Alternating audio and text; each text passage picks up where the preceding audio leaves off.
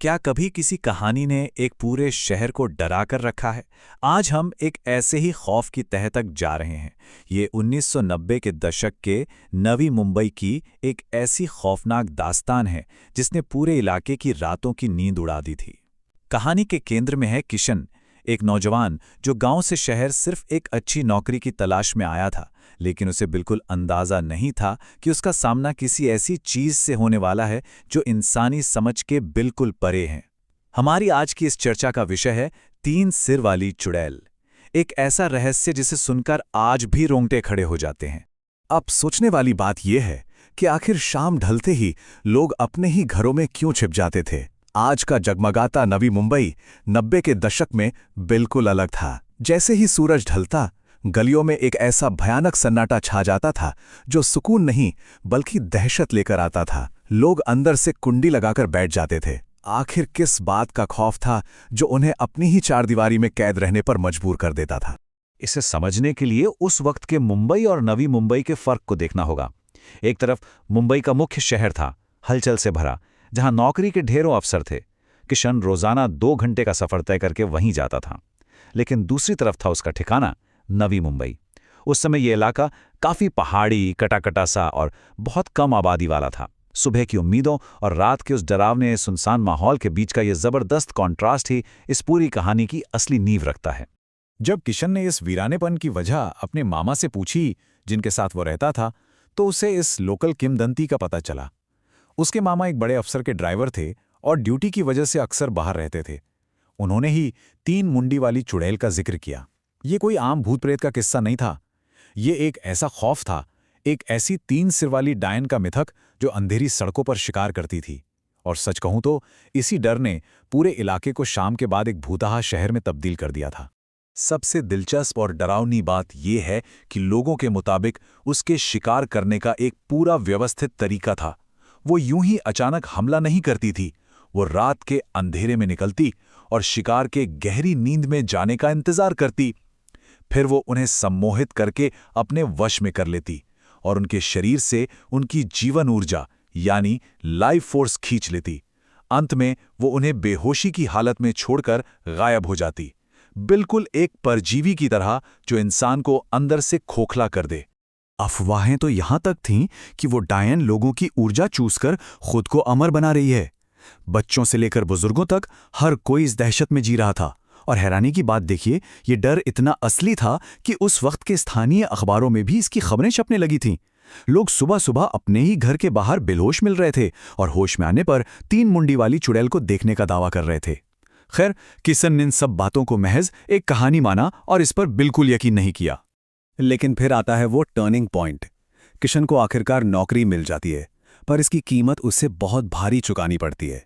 काम में इतनी देर हो गई कि वो रात के 1 बजे एकदम थका हारा घर लौटा। उस रात उसके मामा भी ड्यूटी के सिलसिले में शहर से बाहर थे। अब किशन उस घर में बिल्कुल अकेला था, थकान से चूर था और पूरी तरह से उन भयानक के वंदंतियों के सामने असुरक्षित था, जिन्हें वो अब तक सच मानने से इनकार करता आ रहा था।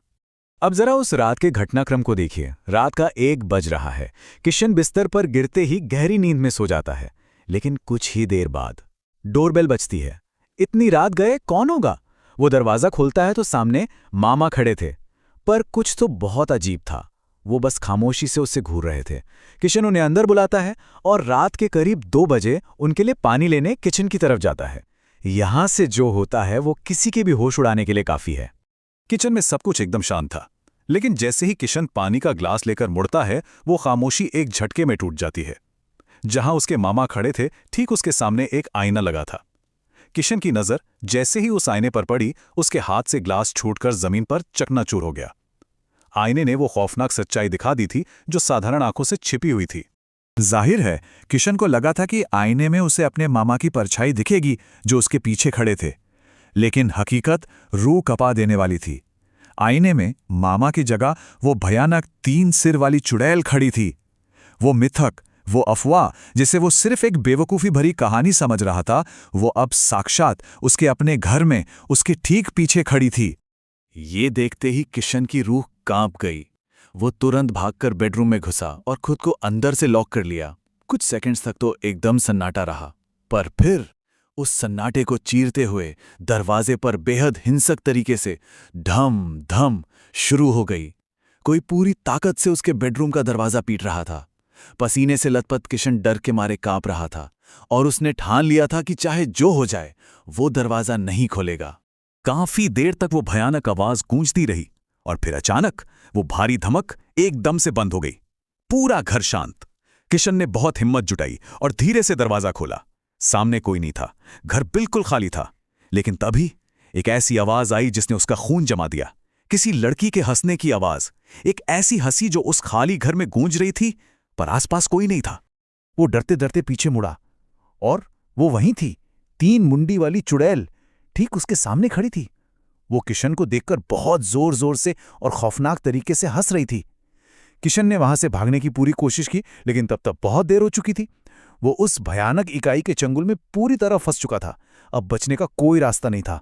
अगली सुबह जब असली मामा घर लौटे तो उन्होंने किशन को बेहोशी की हालत में पाया।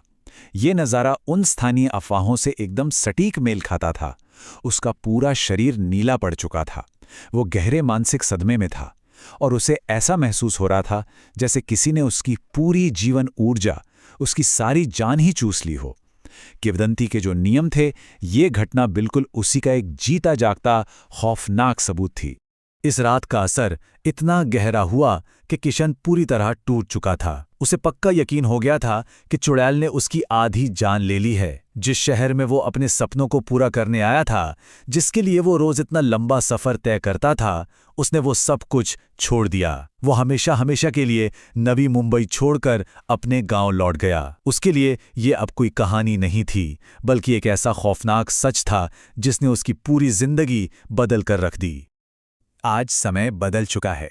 नवी मुंबई अब एक बहुत बड़ा और आधुनिक शहर बन गया है और 3 मुंडी वाली चुड़ैल की बात शायद सिर्फ एक पुरानी कहानी बनकर रह गई है। लेकिन ये एक बहुत बड़ा सवाल छोड़ जाती है। जो लोग उस दौर में वहां रहे, क्या वो कभी उस खौफ को भूल पाए होंगे? क्या इस तरह की शहरी किंवदंतियों से मिले गहरे मनोवैज्ञानिक घाव कभी पूरी तरह भरते हैं? इस चर्चा को यहीं रोकते हुए ये सोचने वाली बात है कि आज की इस चकाचौंध भरी दुनिया में भी न जाने कितने ऐसे अंधेरे कोने हैं जहां कुछ रहस्यमयी कहानियां आज भी सच का रूप ले लेती हैं।